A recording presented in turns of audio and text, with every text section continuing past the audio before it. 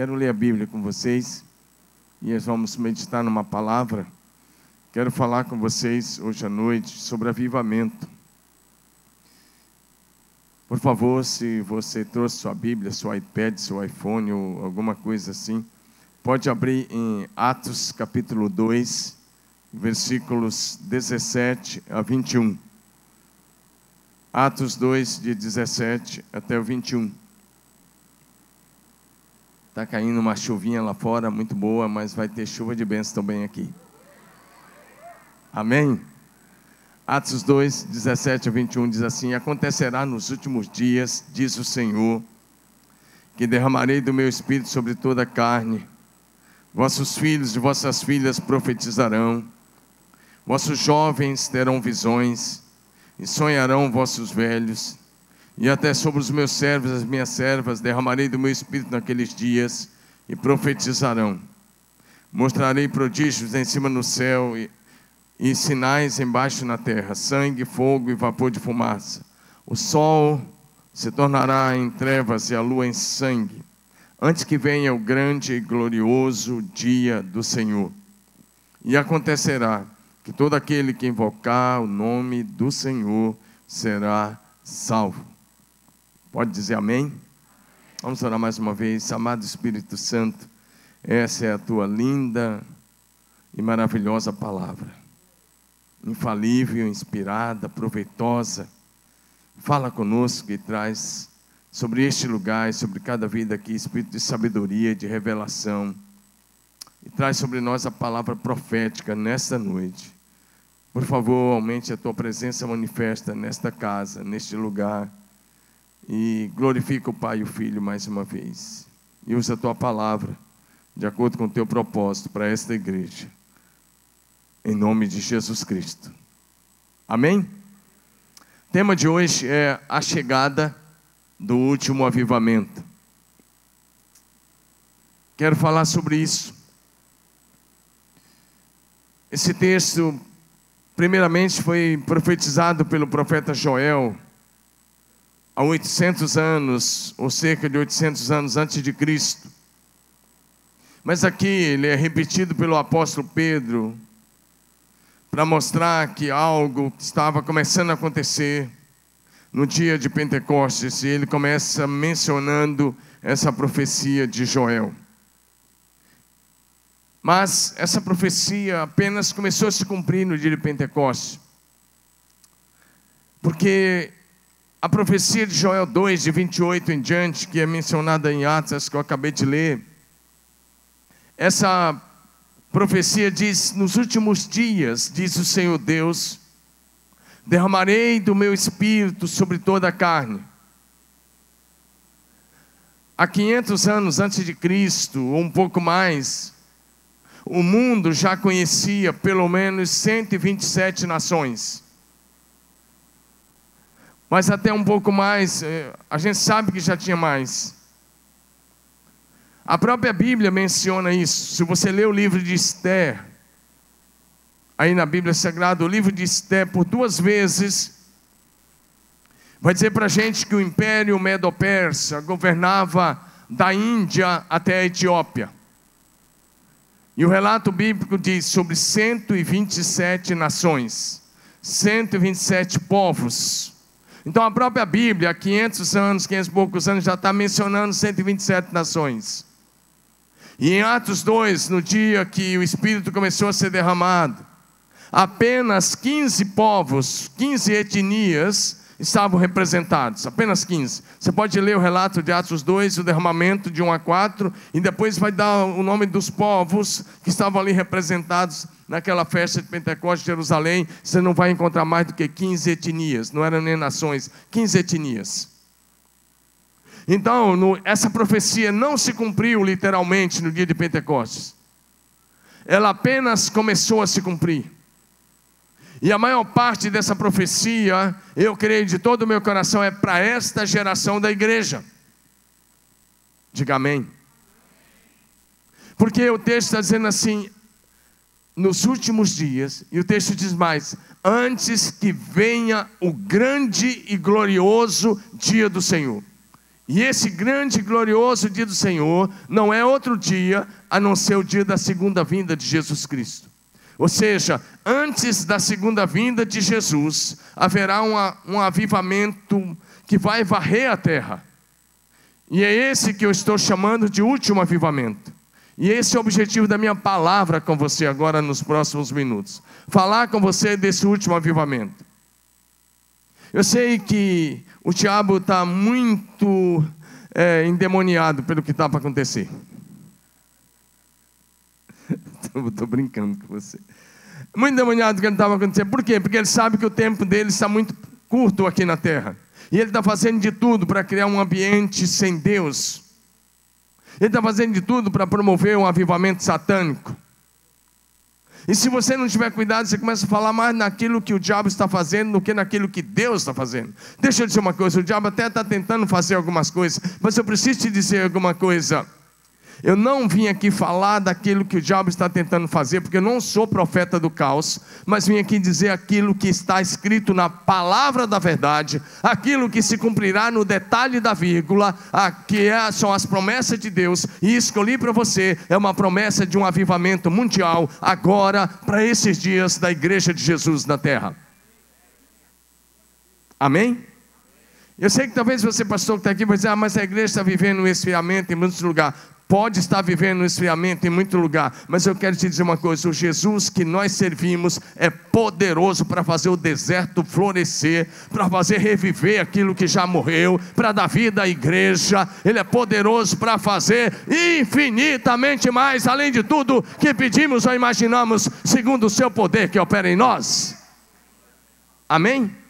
Não é problema para Deus pegar o vale de ossos secos e transformar num exército poderoso. Amém? Então quero que você acredite na palavra. Esse último avivamento foi prometido por Deus através dos profetas Joel, Isaías, Jeremias, Daniel e outros, e também pelos apóstolos. O próprio apóstolo Pedro menciona isso. E quando chega no Atos 2:39, Pedro diz: a promessa é para vocês, para os filhos de vocês, para aqueles que estão longe, para todos quanto o Senhor nosso Deus chamar. E esse último avivamento atingirá todos os povos, todas as etnias, todas as nações, todas as línguas. Já tivemos vários avivamentos. Se a gente der uma olhada na história da igreja, desde o século XII para cá, cada século houveram muitos avivamentos, especialmente do século XVI em diante, cada século houveram muitos avivamentos. Século XX começou com avivamentos poderosos no país de Gales, depois Estados Unidos, e depois se espalhou por grande parte do mundo. Mas esses ainda foram pequenos perto daquilo que eu estou pregando para você hoje à noite, porque você vai ver algumas coisas interessantes hoje à noite. Esse avivamento do derramado do Espírito sobre toda a carne, ele vai ser maior do que tudo que já vimos até aqui, infinitamente maior. Eu quero dizer uma coisa, como pastor e como servo de Deus, e como aqueles que creem também, nós estamos esperando o último avivamento gerado no céu e operado na terra pelo Espírito Santo. E esse último avivamento é bíblico, é profético, foi prometido pelo Senhor nosso Deus, e ele acontecerá nesta geração da igreja. Esse avivamento é para todos aqueles que amam Jesus Cristo, que esperam a sua segunda vinda. Quem ama a segunda vinda de Jesus, diga amém. As profecias indicam que durante esse último avivamento, escute isso, nesse último avivamento que estamos esperando, que antecederá a vinda de Jesus, no mínimo 1 bilhão de pessoas serão salvas em toda a terra. 1 bilhão de pessoas. Esse avivamento vai alcançar para Jesus no mínimo 1 bilhão de salvos. Deus está preparando o seu povo para a chegada desse último avivamento. E como disse, ele antecederá a vinda de Jesus para buscar a sua amada igreja. Particularmente, eu creio nesse poderoso avivamento, levantando nesses dias uma geração em chamas para Deus. Uma geração linda, uma geração maravilhosa, uma geração vitoriosa, gloriosa, uma igreja ataviada como uma noiva ataviada para o seu noivo, o Senhor Jesus Cristo. O Senhor Jesus Cristo. Deixa eu dizer uma coisa, estamos às portas do maior despertamento espiritual de todos os tempos. Na verdade, nós estamos grávidos e prestes a dar luz ao mais poderoso avivamento da história da igreja, que vai levantar a igreja do Senhor outra vez, para fazer diferença entre as nações. E não é grávido aqui, é grávido aqui, na fé. Amém, amados? Nós estamos realmente grávidos deste poderoso avivamento, gerado no céu e operado na terra nesses dias pelo amado Espírito Santo. Em primeiro lugar, então, quero começar com um lado um pouco negativo para você entender. E meu primeiro ponto é o que matou o avivamento da igreja. A igreja nasceu com o avivamento, a derramado o Espírito lá em Atos capítulo 2, no dia de Pentecostes. Mas no decorrer dos anos, o avivamento morreu. E a pergunta talvez é: o que matou então o avivamento da igreja? Eu quero dar algumas respostas. Primeiro, o que matou o avivamento da igreja não foi a perseguição do Império Romano. O Império Romano perseguiu. Se você pegar a história dos imperadores, de Nero em diante, todos eles, Nero, por exemplo, tocou fogo em Roma, e dos 14 bairros de Roma na época, 10 queimaram, e os 4 que não queimaram eram bairros habitados na sua maioria por judeus e cristãos, e Nero disse: foram eles. Na verdade não tinha sido eles, era o álibi que ele queria para perseguir os cristãos. E por causa disso, os historiadores dizem que nos arredores de Roma faltou madeira para o tanto de cruz que eles tinham que construir para crucificar os cristãos. Na inauguração do Coliseu, o imperador da época que projetou, ele morreu, mas o que sucedeu ele inaugurou o Coliseu, ele deu uma festa de 100 dias. E só na inauguração do Coliseu, ele matou cerca de 10 mil cristãos em 100 dias de festa. Mas isso não matou, não esfriou a igreja, isso não impediu o avanço da igreja. Na verdade, alguns historiadores dizem que parece que para cada gota de sangue de um cristão que caía no chão, 10 pessoas novas se convertiam a Jesus Cristo. Então a perseguição nunca matou o avivamento. A perseguição jamais conseguiu matar. Na verdade, quanto mais eles perseguiam, mais a igreja crescia e mais ela vivia avivamento. Quer ver um exemplo disso? De que a perseguição até hoje não consegue. O diabo usa a perseguição até hoje, mas ela não consegue parar o avanço da igreja. Um exemplo é a igreja da China. Nos anos, quando veio a Revolução Comunista, que eles chamam de Revolução Cultural, eles expulsaram os missionários estrangeiros, todos eles, e prenderam muitos dos pastores chineses. Alguns deles pregaram pena perpétua, outros ficaram presos e algemados por mais de 20 anos, 25 anos algemados, sem nunca tirar a algema, nem de dia nem de noite. Em alguns casos até a algema cortava os braços e depois a pele crescia por cima da algema. Mas eu quero dizer uma coisa: com tudo isso, prendendo a liderança, hoje na China comunista, debaixo da cortina de bambu, as últimas pesquisas nos informam o seguinte: que lá na China, debaixo da perseguição mesmo, que a gente aqui do Ocidente nem imagina, a perseguição forte, lá na China, embaixo de toda a perseguição, a igreja da China hoje é a igreja underground, a igreja em célula, ela tem mais de 200 milhões de cristãos comprometidos com Jesus. Ela tem mais cristãos do que o Brasil tem de população. Diga amém. Então a perseguição não conseguiu matar o avivamento, e nunca vai conseguir. O que matou o avivamento, na verdade, foi a frieza espiritual, foi a corrupção dos líderes, foi o mundanismo que foi entrando na igreja, foi a igreja se tornar uma instituição a partir de Constantino, foi a medida que a igreja foi se conformando com o mundo, foram os problemas internos da igreja, foi a ausência do discipulado e foi a falta de oração. O que faz o avivamento morrer é a frieza do nosso primeiro amor por Jesus. Se você pega o caso da igreja de Éfeso, ela começa tão bem, vivendo um avivamento maravilhoso. A cidade de Éfeso tinha uns 200 mil habitantes quando Paulo chega lá, e quase metade da cidade se converte a Jesus. Mas no dia do Apocalipse, a primeira carta de Jesus vai para a igreja de Éfeso. E a primeira carta, capítulo 2 do Apocalipse, versos 4 e 5, está escrito assim: tenho contra ti que abandonaste o teu primeiro amor. Então a primeira coisa que mata o avivamento pessoal é quando você deixa o seu primeiro amor de lado, é quando o seu primeiro amor por Jesus esfria, Você que outrora não gostava de orar, de adorar, de celebrar, de ler Bíblia, mas daqui um pouco você se ocupa tanto com o WhatsApp, com tantas coisas das redes sociais, com tantas atividades, e você não lê mais Bíblia, você não ora mais, você não tem mais prazer na adoração, você já acha tudo uma rotina. Significa que o primeiro amor já foi. É isso que mata avivamento pessoal, familiar e ministerial. Quando o primeiro amor por Jesus esfria, então não é a perseguição. O avivamento morre. A outra coisa, sabe o que mata o avivamento? E vocês são uma igreja em avivamento. Porque eu conheci o Josué quando a igreja tinha 30 e poucos membros. E agora vocês são uma igreja aí com alguns milhares de membros. E isso é avivamento. Mas se não mantiver firme e aceso a chama do primeiro amor, o avivamento passa. A outra coisa que mata o avivamento é quando a igreja fica satisfeita com a sua teologia. É quando a igreja fica satisfeita com a sua doutrina. É quando a igreja fica satisfeita com a sua adoração. É quando a igreja fica satisfeita com o seu culto sem a presença manifesta de Jesus. A maior tragédia de uma igreja é quando ela diz: tá bom, nós nos garantimos. Nós temos um excelente prédio, nós temos dinheiro no caixa, nós temos excelentes equipes de louvor, nós temos excelentes pastores, excelentes ministros de música, nós temos um culto maravilhoso. Então a igreja começa a adorar a adoração.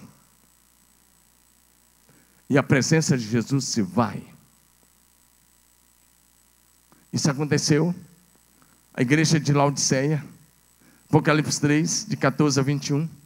Essa igreja de Laodiceia, na Ásia Menor, Turquia hoje, o pastorzão e a igreja começaram a dizer assim: nós somos ricos, abastados, nós não precisamos de coisa alguma. E Jesus vem e olha para a igreja e diz: vocês são infelizes, miseráveis, pobres, cegos e nus. E aí Jesus dá uma notícia para a igreja. Jesus diz assim para aquela igreja: eis que eu estou à porta e bato. Se alguém aí dentro ouvir a minha voz e abrir a porta, entrarei em sua casa com ele, cearei e ele comigo.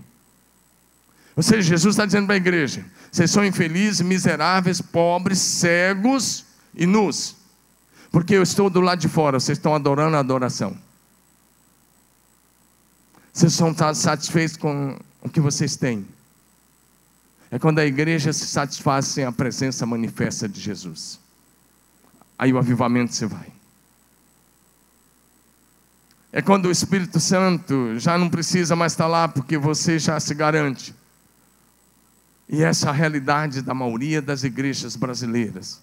Eu ando por esse Brasil e tenho pregado no Brasil e fora do Brasil, como Josué, como tantos outros. E eu chego em cada culto por aí. E de repente o culto começa. E eu estou ali.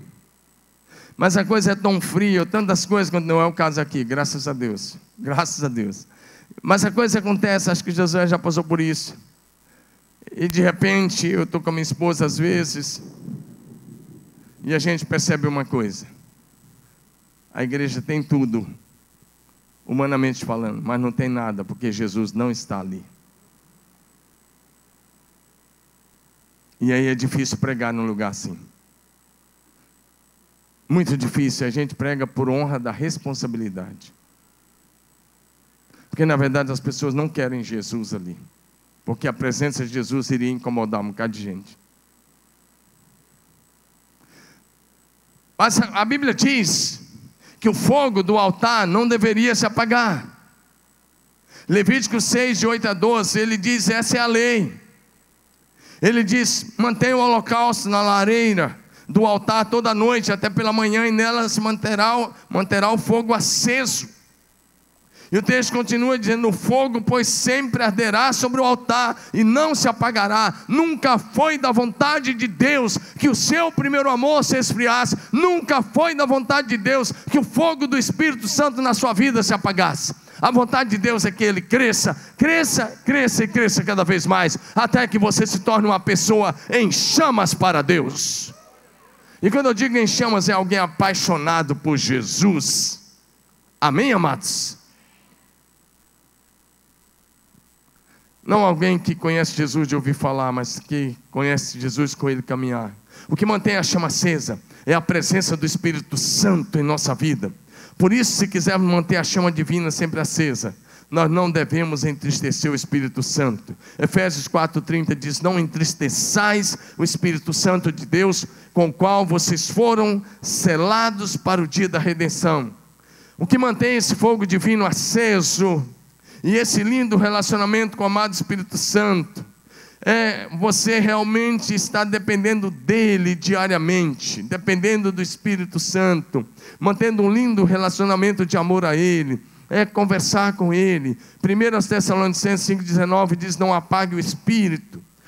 Para manter a chama sempre acesa, a chama divina, é preciso que você tenha 3 coisas: lamparina, azeite e fogo, na linguagem bíblica de Mateus 25.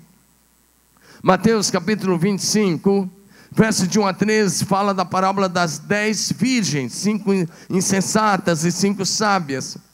E elas estavam esperando o noivo. Isso fala de cristãos que sabem que Jesus vai voltar. As 10 esperavam o noivo, mas à meia-noite ouve sua voz, aí vem o noivo. E as insensatas levantam, mas não tem, elas têm lamparina, mas não tem fogo mais, que acabou o azeite. Não tem mais fogo e nem azeite. Olha para mim, como é que está a sua vida hoje?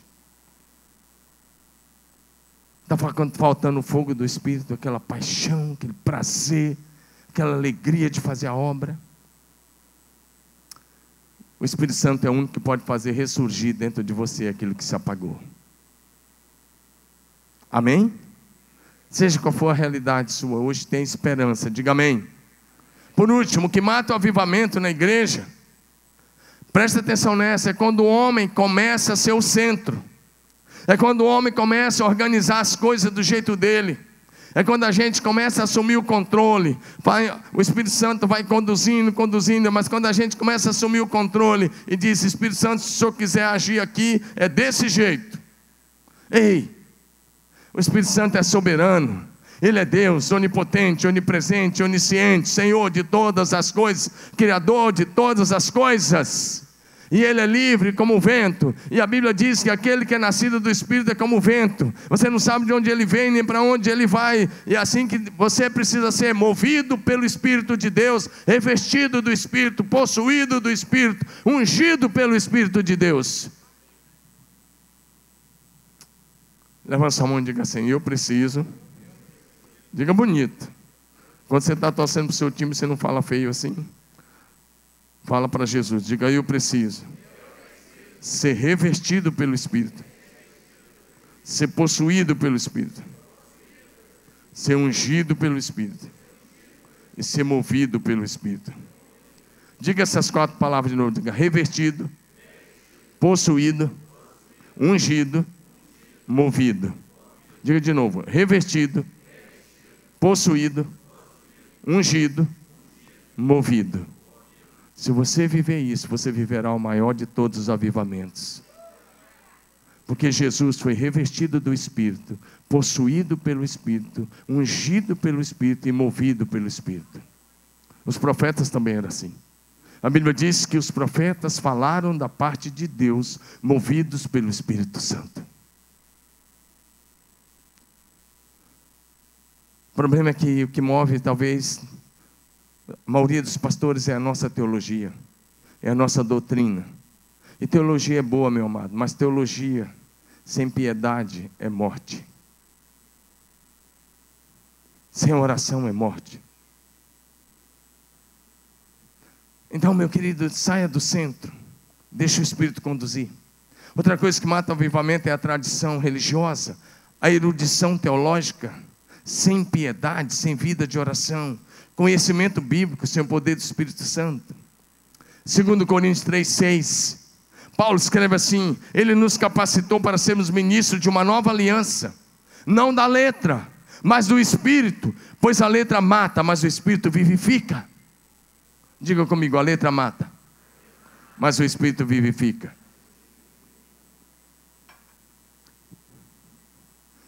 Segunda coisa que quero enumerar para você: o avivamento é resultado de oração fervorosa.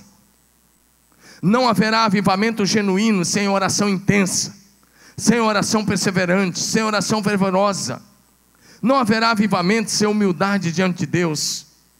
Segundo Crônicas 7,14, se o meu povo que se chama pelo meu nome se humilhar e orar e me buscar e se converter dos seus maus caminhos, então eu ouvirei dos céus, perdoarei os seus pecados e sararei a sua terra. Diga amém. Primeira coisa é: se o meu povo que se chama pelo meu nome se humilhar. Gente orgulhosa não se ajoelha mais, gente orgulhosa não se dobra mais, gente orgulhosa não se dobra mais. Mas se você é humilde, você se dobra, você se prostra, você clama, então você recebe.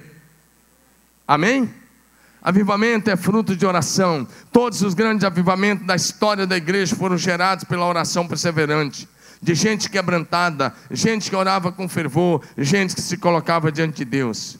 Alguém já disse que a oração é a chave para o avivamento, e que esse dura enquanto durar a oração. Eu quero acrescentar uma coisa: a oração é a chave para o avivamento, e ele vai durar enquanto durar a oração e o discipulado. A oração traz o avivamento, e o discipulado torna o avivamento permanente. Diga amém.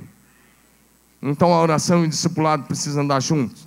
Nós somos chamados nesses dias a orar sem cessar, a orar sem desanimar. Lucas 18:1 disse, então a palavra de Jesus começa assim: disse-lhes uma parábola sobre o dever, diga dever de orar sempre, nunca esmorecer. 1 Tessalonicenses 5,17 diz assim para a gente: orai sem cessar. Diga orar sem cessar.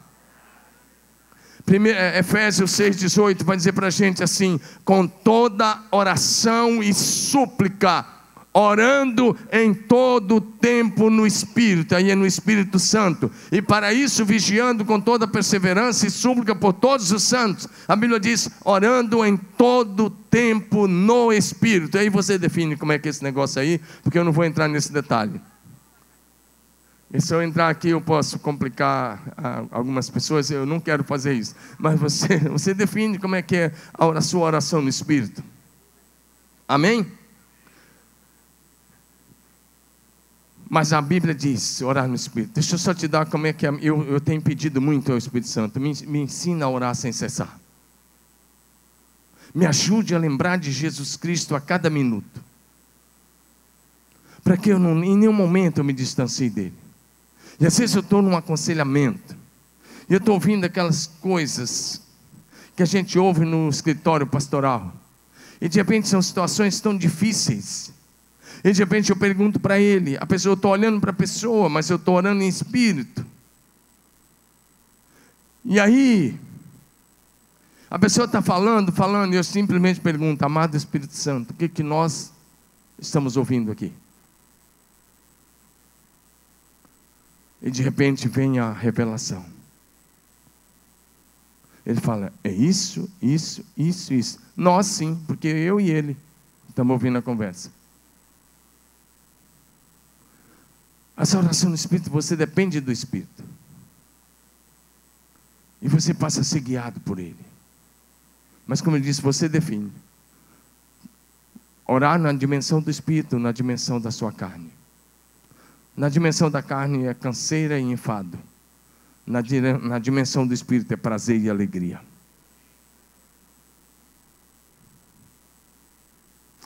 Terceiro lugar, ainda um pouco negativo: não haverá avivamento enquanto estivermos satisfeitos com este mundo.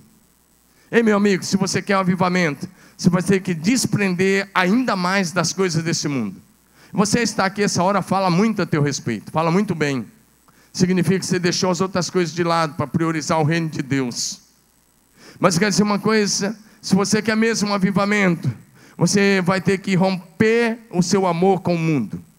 A Bíblia diz que nós não devemos nos conformar com este mundo. Isso significa: não tome a forma deste mundo. Não tome a forma deste mundo influenciado pelo maligno. Romanos 12, 1 e 2, Paulo escreve, vocês conhecem: rogo-vos, pois, irmãos, pelas misericórdias de Deus, que apresenteis o vosso corpo como sacrifício vivo, santo e agradável a Deus, como sacrifício vivo, santo e agradável a Deus, que é o vosso culto racional. E não vos conformeis, ou não tome a forma deste mundo. mas transformai-vos pela renovação da vossa mente, para que experimenteis qual seja a boa, agradável e perfeita vontade de Deus. O tema do congresso de jovens que tivemos lá, semana anterior, o DIP, foi desconforme-se. Essa palavra nem existe, mas alguém já usou até num livro aí, desconforme-se, ou seja, não tome a forma. Não tome a forma. Se você quer um avivamento, não tome a forma deste mundo.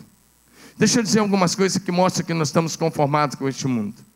Primeiro, você tem que dar uma olhada na sua agenda. Se você olhar para a sua agenda diária e semanal, aquilo que tomar mais tempo na sua agenda, você já vai perceber que aí, eu não estou falando do seu trabalho, mas das outras coisas que tomar mais tempo na sua agenda, você vai perceber que é aí que talvez está precisando ser consagrado ao Senhor.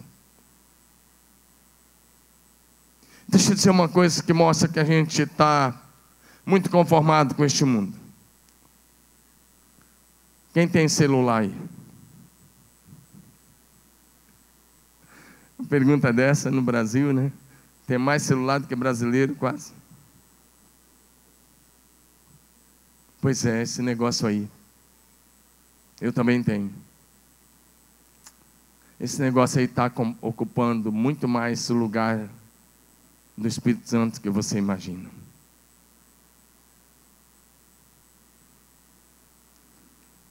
A maneira como nós usamos esse pequeno aparelho mostra se nós estamos conformados, tomando a forma deste mundo ou não. Posso fazer uma perguntinha? Pesquisa do Ibope.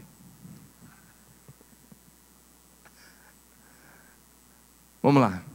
Quantos de vocês receberam alguns WhatsApps hoje? Levanta a mão. Todo mundo. Quantos enviaram algum? Repassou? Levanta a mão. Não vai? Eu também recebi e enviei. Ok. Quantos capítulos da Bíblia você leu hoje? Quantos leram pelo menos um capítulo inteiro da Bíblia hoje? Levanta a mão. Não dá 10% do auditório. Isso aí já mostra onde está o nosso coração. O celular se tornou um ídolo. Ídolo. O aparelho não, as mensagens. Como é que eu sei disso, pastor? Quando você amanhece o dia, olha para mim, qual é a primeira coisa que você pega? O celular, ele está do lado ali, você bota o bicho para despertar, você vai apertar lá, que ele fica lá tocando, você tum, aí você já olha para ver quantas mensagens você recebeu. E antes de dormir, qual é a última coisa que você olha? O celular. Ou seja, ele toma o seu tempo, desde a hora que você acorda, até a última coisa que você faz dormir, é olhar esse negócio, mas você talvez nunca mais botou a mão na Bíblia para ler. E como é que você quer viver avivamento? Você recebe porcaria o dia todo e passa porcaria o dia todo. Os pastores me acham até quadrado. Para Domingos, por que você não coloca Instagram? Você é pastor de uma grande igreja. Eu falo, cara, eu não coloco. Facebook também não. Nada. Decisão minha. Deixa eu quadradão. Mas eu prefiro dar meu tempo para Jesus. Eu não tenho nada contra quem tem, não. Pode ter seus milhares de seguidores. Mas eu prefiro... Já é pouco o meu tempo e eu tenho que dar para Jesus. Não é ser quadrado, foi escolha. E eu tenho iPhone, mas foi escolha. O tempo gasto com as redes sociais são uma manifestação do nosso amor e do nosso conformismo. E é uma prova que nós tomamos a forma desse sistema mundano. E deixa eu dizer uma coisa, a maioria das pessoas do Facebook, do Instagram, das mídias sociais, eles querem ter os seus próprios seguidores. Eles não estão preocupados com seguidores para Jesus. Eles querem ser famosos, eles querem ter fama, eles querem ter nome e eles querem ganhar dinheiro, porque eles querem chegar a um número de seguidores. Eu cheio de pastores, de líderes que pagam 3 mil por mês, 4 mil por mês, vai pagando, vai investindo 5 mil. Eu sei de gente que pagou mais de 100 mil para ficar famoso nas mídias. Eu sei de relato de gente que pagou 400 mil. para ter 1 milhão de seguidores. Misericórdia. Eu não quero que ninguém me siga. Eu não quero chover no molhado. Eu não quero atingir evangélico. Mas eu quero levantar seguidores parecidos com Jesus Cristo de Nazaré. A oração de João Batista não foi essa das mídias. A oração de João Batista foi que ele cresça e eu diminua. Eu estou muito chocado esses dias. Eu estou com muita vontade de tirar a placa da minha igreja. Vai manter o nome lá, PIB de Marília. Mas estou com muita vontade de tirar a placa e botar só o nome assim na frente: Jesus. Só isso, Jesus. Jesus, só isso. Porque eu aprendi que se eu atrair Jesus, Ele atrai as pessoas. Amém, amados?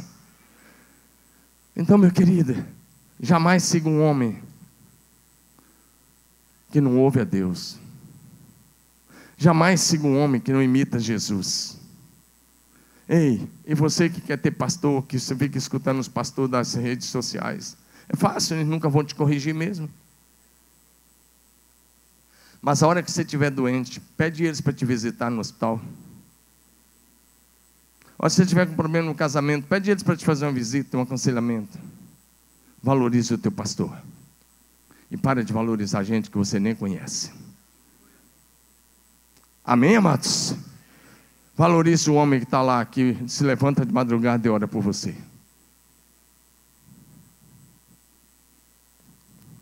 Ei, você quer um avivamento? Deixa eu te dar uma outra dica. Não atrase a promessa de Deus para a sua vida. Sua vida, você existe porque antes da sua existência houve um propósito eterno. Você existe porque um propósito eterno causou a tua existência. Foi um propósito de Deus. Você é especial, você não é um erro. Você é um projeto, você é resultado de um projeto eterno de Deus. Deus determinou que você ia nascer nessa geração, que você ia morar nessa região do país. Isso não é determinismo, isso é Bíblia. Se você pega Atos 17, Paulo fala: o Deus que criou todas as coisas, Ele não é servido por mãos humanas, não precisa de nada dos homens. Ele diz assim: Ele estabeleceu os limites da sua e o lugar da sua habitação previamente. E todos os seus dias, Salmo 139, antes que nenhum deles existisse, Ele escreveu. Agora você pode fazer uma linda história, ou você pode abreviar a sua vida, é com você. Suas escolhas determinam o seu destino. Diga amém. Não atrase a promessa de Deus. Por que eu estou tentando dizer? Há uma promessa de um avivamento para essa geração. Você pode viver o avivamento ou não, a decisão é sua. Eu decidi viver o avivamento. Mas deixa eu te dizer, só temos uma vida para viver. Ela está passando bem rápido. Só o que você fizer por Jesus permanecerá. Diga amém. Deixa eu te contar isso rapidamente. O povo de Deus, Deus chegou para Abraão e falou: Abraão, quero te dar uma notícia. A tua descendência vai morar numa outra terra há 400 anos. Mas no dia que completar os 400 anos, quando completar, eu vou trazer de volta para essa terra. Mas o povo chegou no Egito. E os primeiros 80 anos, eles eram os irmãos do governador José. Eles eram os ricos da terra. Eles eram os caras importantes da terra. Eles eram os privilegiados. Pelos primeiros 300 anos, eles eram os privilegiados. Eles estavam na crista da onda. Aí muda a dinastia dos faraó. E vem uma outra dinastia. E Satanás usa essa dinastia para oprimir os hebreus. E aí começa a matança dos meninos. E começa depois a escravidão. O povo não foi escravo 400 anos. O povo foi escravo no Egito no máximo 80 anos, 100 anos no máximo. Mas eles não oraram. Eles não clamaram. E eles atrasaram a promessa 30 anos. Mas quando eles começaram a orar. Se você ler Êxodo capítulo 2, eu não vou ler por causa do tempo, porque eu quero caminhar para o encerramento. Mas se você ler Êxodo capítulo 2, você vai ver assim, de 4 a 7, Deus diz assim: eu vi a aflição do meu povo que está no Egito, e eu ouvi o clamor. Quando o dia que eles clamaram, quando eles pediram, quando eles clamaram, Deus veio e disse: vou tirar vocês. A igreja que quiser viver um avivamento vai ter que clamar. E se você clamar, Deus vai abrir o céu. Você, meu querido pastor Líder, você vai viver dias de céu aberto, da manifestação da glória de Deus, dias de salvação de multidão, dias de milagres extraordinários, dias sobrenaturais. Mas você vai precisar clamar. Diga amém. Vamos andar bem rápido. Deus ouviu então a oração do povo de Israel, desceu e tirou eles do Egito, quando eles clamaram. A igreja atual, boa parte dela é um gigante adormecido, mas ela foi edificada para ser o corpo de Jesus, para ser uma extensão das mãos de Jesus, para ser uma extensão dos pés de Jesus, da boca de Jesus, para ser o coração de Jesus na terra. Mas após esses 2000 anos, e muitas tempestades vieram contra a igreja, parece que a igreja ocidental naufragou às margens do sistema mundial do comunismo, do consumismo, da complacência, da concessão ao pecado, do cinismo, da crítica. Por isso a igreja em vários lugares está paralisada, ineficaz ou quase morrendo. Nós estamos vivendo uma igreja muito voltada para o capitalismo, mas para viver esse poderoso avivamento prometido por Deus no Velho e no Novo Testamento, a igreja precisa voltar a clamar ao Senhor fervorosamente e clamar apaixonadamente pela manifestação do céu na terra, alinhar o nosso coração com o coração de Deus, porque alinhamento com o céu produz avivamento na terra. Você pode levantar sua mão e me ajudar a pregar um pouquinho? Levante sua mão e diga assim: alinhamento com o céu. Fala bonito. Alinhamento com o céu produz avivamento na terra. Diga de novo: alinhamento com o céu produz avivamento na terra. Então alinhe o seu coração com o coração de Deus hoje à noite. Alinhe o seu coração. Quero enumerar, o último ponto que quero trabalhar com você é sobre a essência do avivamento. Qual é a essência do avivamento? Deixa eu dizer, a essência do avivamento não é pentecostalismo. A essência do avivamento é Deus descendo e passando a habitar no meio do seu povo. É a manifestação do céu na terra. E avivamento não é um evento de fim de semana. Avivamento é a cultura do céu na terra. É quando o povo de Deus passa a viver os princípios, os valores e a cultura do céu na terra. Quando nós oramos: venha o teu reino e seja feita a tua vontade aqui na terra como ela é feita aí no céu, nós estamos dizendo: eu não quero mais viver os valores dessa terra, eu não quero me conformar com os princípios dessa terra, eu não quero me conformar com a política dessa terra, eu não quero me conformar com a sujeira dos homens dessa terra, eu não quero viver de acordo com a moralidade dos homens dessa terra, eu quero viver a cultura do reino do céu na terra. Isso é avivamento. É a cultura do céu na terra. E nós somos chamados para viver a cultura do céu na terra. O grande problema é que a igreja está muito vivendo de terra para terra. Terra a terra, terra a terra, terra a terra. Mas nós somos chamados para viver do céu para a terra. Alinha o teu coração com o coração do Pai. Deixa Ele derramar o coração dele sobre você. Então você vai poder derramar o coração do Pai em palavras diante das pessoas.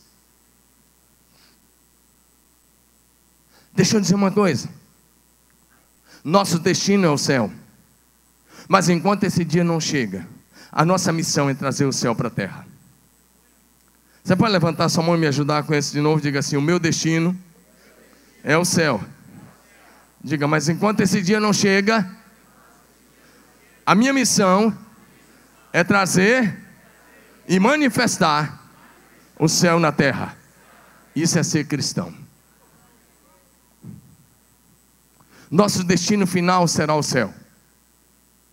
Mas enquanto esse dia não chega, nós temos que manifestar o céu na terra, manifestando o amor, a graça, a bondade, o perdão, a salvação, a cura, a libertação, a vida de Deus na terra. Posso ouvir um amém? Quem está me entendendo hoje à noite? Quero dizer uma coisa a você, pastor: nos momentos mais críticos e mais difíceis, quando o povo de Deus parecia que ia sucumbir, Deus veio e manifestou o avivamento. Isaías 60 diz, 1 e 2: dispõe-te e resplandece, porque vem a tua luz e a glória do Senhor nasce sobre ti, porque eis que as trevas cobrem a terra e a escuridão os povos, mas sobre ti aparece resplandecente o Senhor e a sua glória se vê sobre ti. Amém? Mais uma vez, alinhamento com o céu produz avivamento na terra, e eu te encorajo a viver um tempo de alinhamento com o céu. todas as coisas boas que nós fizermos, a nível de ação social, administração, estrutura, mídia criativa, programas, as pessoas em geral podem fazer igual ou melhor. O que distingue os filhos de Deus dos demais homens é a presença do Espírito Santo em nós. A sua maior necessidade hoje, olha para mim, sua maior necessidade hoje nem é de um novo curso bíblico. Sua maior necessidade hoje não é de um novo seminário, de uma nova conferência. A sua maior necessidade hoje é ser possuído pelo Espírito Santo. Eu sei que eu estou usando um termo que é pouco usado pelos pastores. A gente está acostumado a ver gente possuído de demônio. A gente está acostumado a ver gente possuído de outras coisas. Mas eu quero dizer uma coisa. O princípio da Bíblia é que você e eu precisamos ser possuídos pelo Espírito Santo. A Bíblia fala que quando Gideão tocou o chofar, ele foi revestido do Espírito Santo. Juízes 6:34.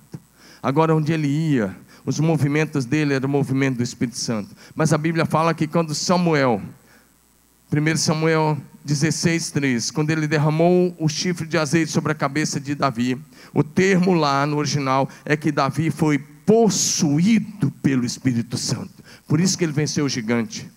Alguns dias depois. Por isso que ele se tornou invencível nas batalhas. Porque ele foi possuído pelo Espírito. Posso ouvir um amém? O que aconteceu no dia de Pentecostes foi que os discípulos foram possuídos.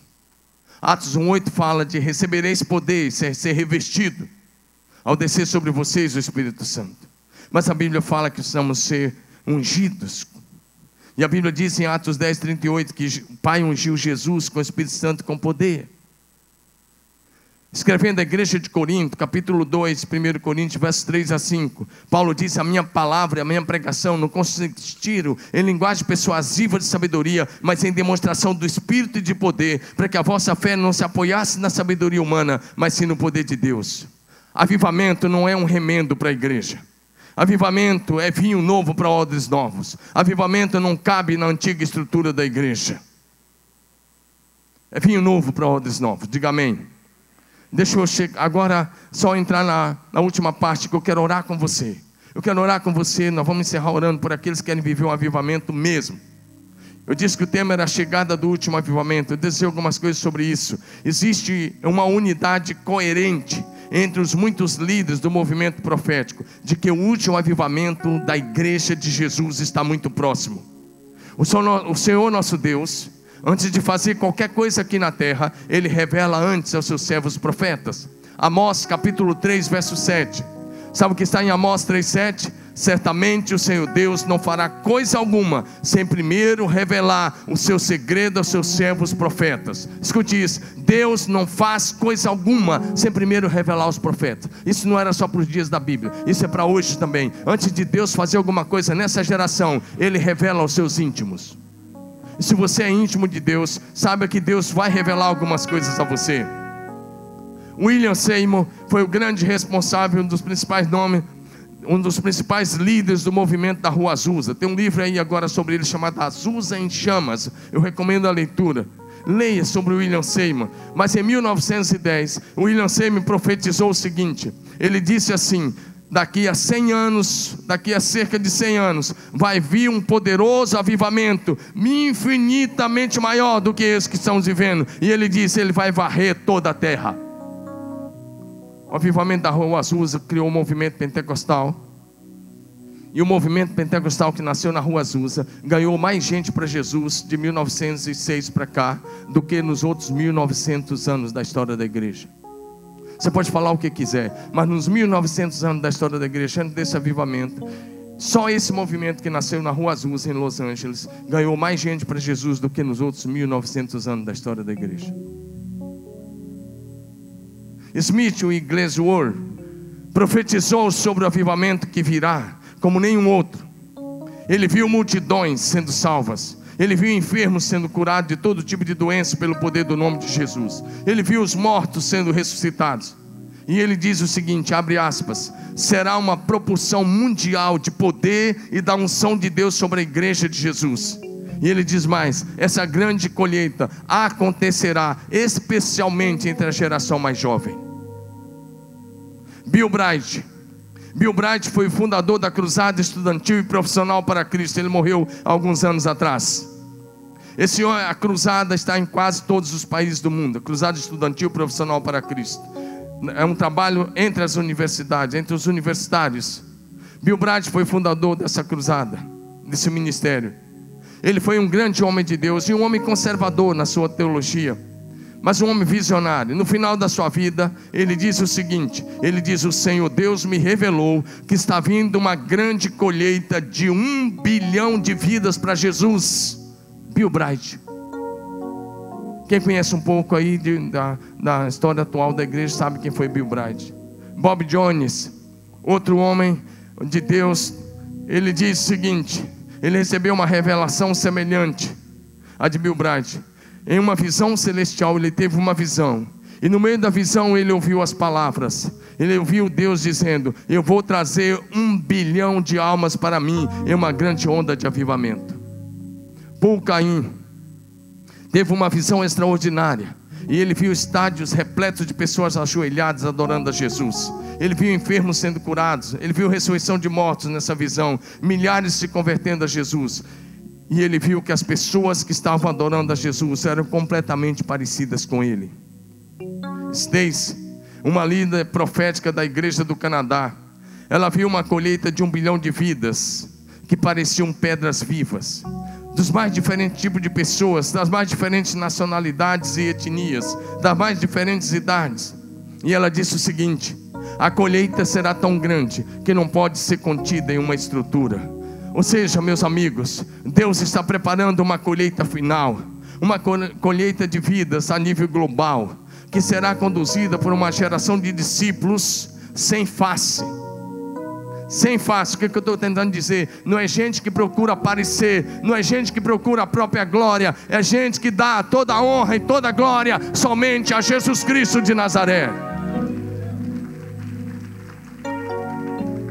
Nesses próximos anos, veremos cidades inteiras sendo salvas, nações sendo transformadas. E deixa eu dizer para vocês, cariocas, pode colocar o exército nas ruas, como já colocou, mas não vai ser a solução para o Rio de Janeiro. Só tem uma solução para essa cidade que já foi chamada de cidade maravilhosa. Só tem uma resposta: Jesus Cristo de Nazaré. É quando a igreja alcançar essas pessoas, porque os filhos de Deus não precisarão usar armas. A arma dos filhos de Deus é a palavra de Deus, é o poder do Espírito Santo. Quantos querem um rio menos violento? Quantos querem? Levanta a mão. Então você precisa de um avivamento. Olha para mim, eu vou te falar uma palavra muito séria. O que a igreja carioca não conseguiu fazer em mais de 100 anos de história, o Espírito Santo pode fazer em poucos dias. Tudo que mais precisam é de um derramar do Espírito sobre a igreja carioca e fluminense. Eu conheço igreja que durante 80 anos estava lá 90, 80, 100, 100 e poucos membros, mas quando o poder do Espírito veio, eles passaram a ganhar milhares de vidas por dia. É isso que você precisa. Você veio buscar um método? Deus não unge métodos, Deus unge homens e mulheres de oração. Eu pratico célula e MDA, mas não tem unção sobre a célula, sobre o movimento célula e MDA. Tem unção sobre gente de oração. Diga amém. E você pode ser um deles. Eu vim te dizer isso hoje à noite. Eu acredito num último avivamento agora, chegando nesses dias, para aqueles que oram. Atos 13, 41, ele repete uma profecia de Abacuque.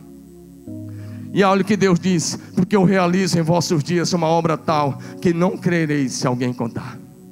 Ele diz: eu vou fazer algo tão grande que muitos não vão crer. 1 Coríntios 2,9: nem olhos viram, nem ouvidos ouviram, nem jamais penetrou em coração humano o que Deus tem preparado para aqueles que o amam. Quantos amam o Senhor aqui hoje à noite? Deus tem preparado coisas tão grandes. Seus olhos nunca viram, seus ouvidos nunca ouviram, você nunca imaginou, mas Deus tem preparado. Eu estou aqui hoje em nome de Jesus Cristo de Nazaré, convocando os trabalhadores para essa última grande colheita. Uma geração em chamas, uma geração, como disse, ungida, uma geração revestida, uma geração possuída, uma geração movida pelo Espírito Santo. A pergunta é: você está pronto para Deus agora? Você está disponível para Deus? O fogo só cai sobre o altar quando ele está em ordem, quando você se lança sobre o altar, então o fogo vem. Elias orou e o fogo veio, mas veio quando estava tudo em ordem, quando o holocausto estava no altar. Se a sua vida estiver no altar, o Deus do céu vai rasgar o céu outra vez e vai derramar do Espírito sobre a sua vida. Então o mundo vai ver outra vez o que Deus pode fazer com alguém totalmente nas mãos do Espírito Santo. Hoje cedo faleceu um homem que foi um dos maiores homens da história da igreja, Billy Graham. Ele deixou um legado de santidade, de integridade, de fé, de pregação do Evangelho. Mas deixa eu dizer, o Deus de Billy Graham é o meu Deus, é o seu Deus. Ele não tem filhos prediletos. Ele pode pegar o menino da favela, ele pode pegar o cara da mansão, ele pode pegar quem quer que seja, que se lança nas mãos dele e diz: eis-me aqui, Senhor. Sabe como é que a vida de Billy Graham começou? Deixa eu te contar rapidinho e nós vamos orar. Ele era um garoto, adolescente, e um dia uma classe da escola bíblica da igreja que ele frequentava foi fazer um passeio em Londres, Inglaterra. E eles foram andando, e a professora levou na casa onde tinha morado John Wesley, um grande avivalista.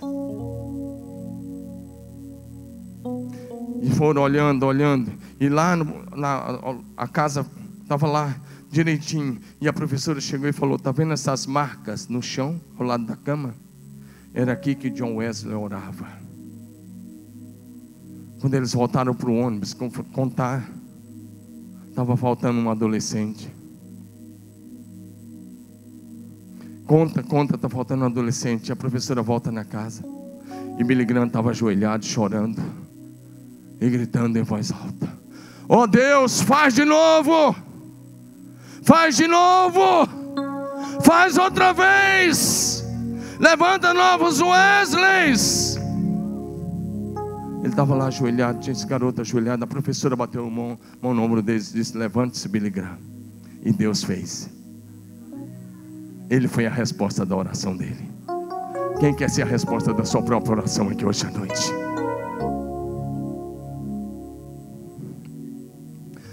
Deixa eu concluir.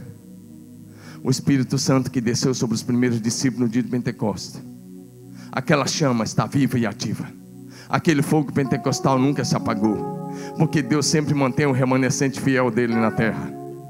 E agora é hora de você dizer sim a Jesus, seja qual for o preço a pagar, e dizer: eu quero arder em chamas. Porque sabe que me leva a pregar? Porque eu estou vendo pela fé uma igreja linda, uma igreja maravilhosa, uma igreja que se levanta e faz a diferença nessa nação. Levantar uma geração em chamas para Deus é o alvo de Jesus.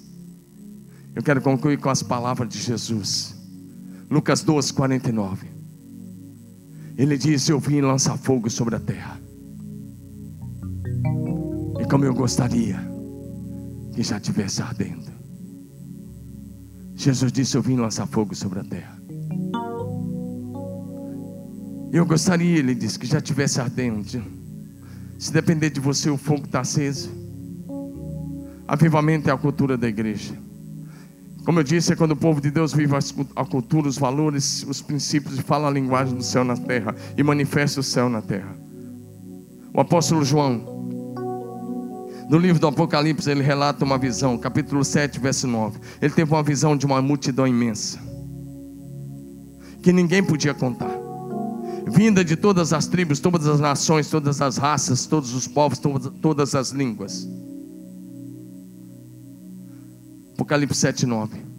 Depois dessas coisas vi, e essa grande multidão que ninguém podia enumerar, de todas as nações, tribos, povos e línguas, em pé diante do trono, diante do Cordeiro, vestido de vestidura branca e com palmas nas mãos. Uma multidão que ninguém podia contar, comprada, lavada, redimida pelo sangue de Jesus. É assim que a história vai encerrar. Eu vim aqui hoje que eu quero fazer uma última pergunta: onde estão aqueles discipuladores da grande multidão que vai povoar o céu para todo sempre? Onde estão aqueles que vão ganhar a grande multidão que vai estar diante do Cordeiro, de todas as etnias, povos e nações? Você é um deles? Corre aqui na frente, eu quero orar com você. Essa grande multidão precisa ser ganha, precisa ser salva, precisa ser alcançada, precisa ser discipulada. A pergunta hoje é: onde estão os novos avivalistas? Pessoal do louvor, a gente pode cantar uma canção ainda? Dá para cantar? Cadê o pessoal do louvor? Se você é um deles, vem aqui à frente. O último avivamento vai chegar. A questão é: pode vir para cá, Josué, vamos orar aqui. A promessa do avivamento vai se cumprir no detalhe da vírgula. Nunca diga que você não viu isso. A promessa desse último avivamento se cumprirá nessa geração no detalhe da vírgula. Pode passar o céu e a terra, as palavras do Senhor jamais passarão.